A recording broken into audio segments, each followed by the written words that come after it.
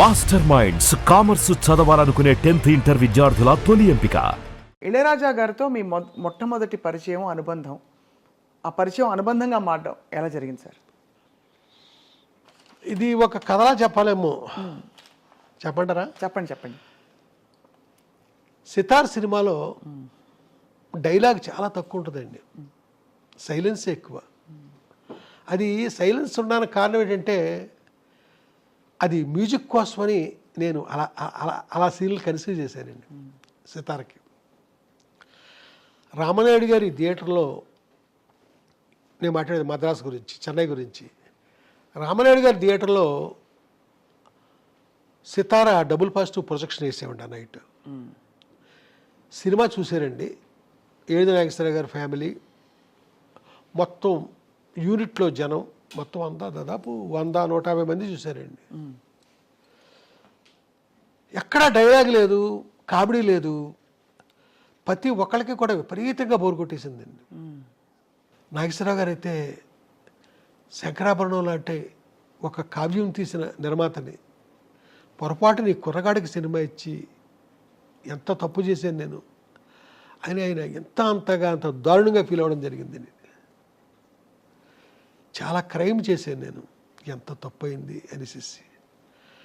అలాగా రాత్రి నాకు ఇంకా నిద్ర పట్టలేదండి. అప్పుడు స్మోక్ చేసేవాడు, తెక్కాల్చేసాను సిగరెట్లు. అప్పుడెప్పుడో, ఇప్పుడు ఏమీ లేదు, చాలా ఏళ్ళు అయింది, 25 ఏళ్ళు అయింది, 30 ఏళ్ళు అయింది మానేసి. చాలా డిప్రెషన్కి వెళ్ళిపోయానండి, ఏం చేయాలి అని. నెక్స్ట్ డే ఇళయరాజా గారు చూస్తున్నారు, ఆర్ఆర్ కోసం ముందు ఆయన చూస్తారు సినిమా. చూశాక ఇన్ఛార్జికి చెప్తారు, స్పెషల్గా ఇన్స్ట్రుమెంట్లు రావాలి అంటే 1 బ్యాండ్ కాదు 3 బ్యాండ్లు కావాలి ఇలాంటివి అప్పుడు చెప్తారు. 2 ఫ్లూట్లు ఇలాగే చెప్తారండి. సరోద్దు చెప్పు, షహానాయ్ పిలువు, ఇలాగా చెప్తారండి ప్రొజెక్షన్ నుంచి బయటకు వచ్చాక. ఆ మధ్యాహ్నం మళ్ళీ డి రామానాయుడు గారి స్టూడియోలోనే, అదే థియేటర్లోనే చెన్నైలో ప్రొజెక్షన్ ఇళయరాజా గారు చూస్తున్నారండి. ఆయన చూస్తున్నాయండి, సైలెన్స్ అది మామూలుగా వెళ్తుంది. ఇంటర్వెల్ అయ్యాక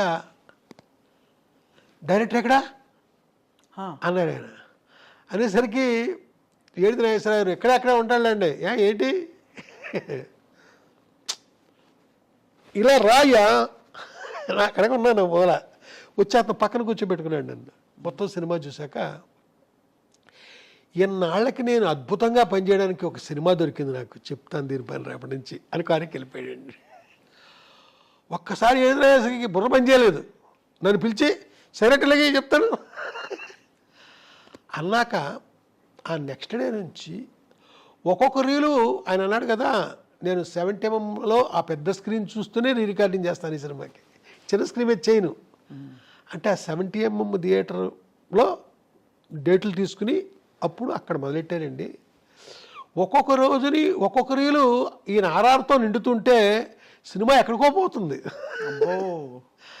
అలాగా ఒక రోజున అన్నాడు కదా ఇళయరాజా గారు, నన్ను పిలిచి ఈ సినిమా ఫైనల్ ప్రోడక్ట్ అని నువ్వు నేను పక్కనే కూర్చొని చూద్దాంరా అన్నాడు. అంటే నన్ను ఎంత ఇష్టపడ్డాడో చూడండి.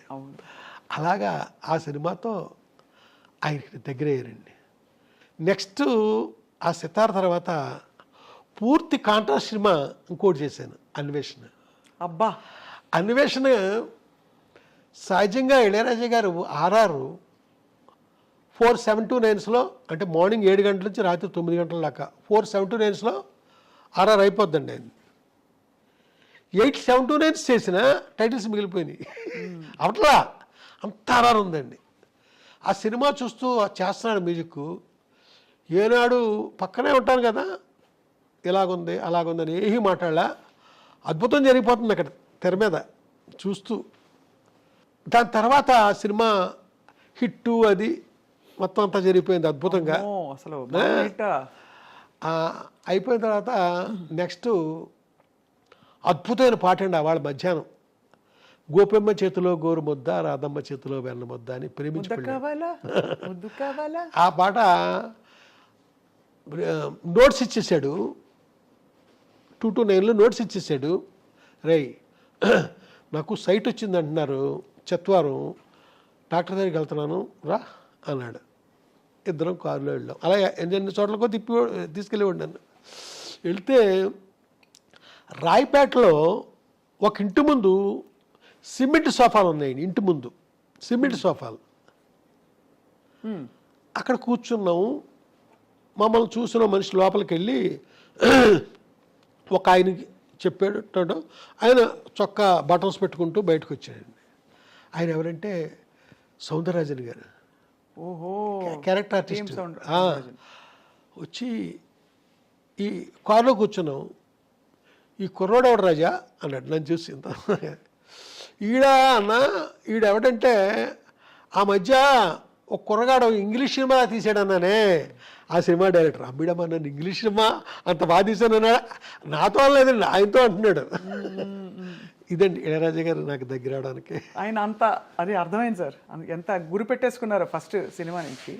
కానీ మీ సంగీత ప్రవేశం పరిచయం ఎలా జరిగింది? మీకు అంత పాట లేకపోతే ఆయన అంత పాట బయటికి అంటే మీ సినిమాల ద్వారా రావడం అనేది సాధ్యం కాదు. మీకే స్వతహాగా చిన్నప్పుడు సంగీతంతో నేర్చుకోవడం. నా సంగీతం పక్కన పెడితే మన రాజ్కోటిలో రాజుగారు ఉన్నారు కదండి, ఆయన ఇక్కడ నేను శ్రీ కాణిపాక వరసిద్ధి వినాయక సుప్రభాతం అని నా మ్యూజిక్లో ఒక 1 hour ప్రోగ్రామ్ చేశానండి. బాలుగారు పాడారు, నారా రామూర్తినాయుడు గారు దాని ప్రొడ్యూసరు. అయితే మొత్తం అంతా రికార్డ్ చేసామండి. దాని కథ పక్కన పెట్టండి, అది రిలీజ్ కాకపోవడానికి వేరే కారణం ఉంది. షిరిడి సత్యసాయిబాబా గారు వినాలి, ఆయన ఓకే అంటే అప్పుడు రిలీజ్ చేస్తానన్నారు రామూర్తినాయుడు గారు. ఇంతలో సత్యసాయిబాబా గారు చనిపోయారు. దాంతో అది అలా ఉండిపోయింది. అద్భుతమైన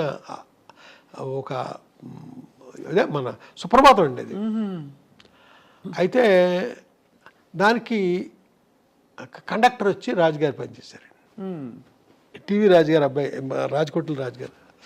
ఆయన అంటారు కదా, వంశీ గారు రాజా మీకు మట్టికి మైనర్ స్కేల్లో చేస్తాడు, మీరు అడుగుతారా తను చేస్తాడా అంటాడు.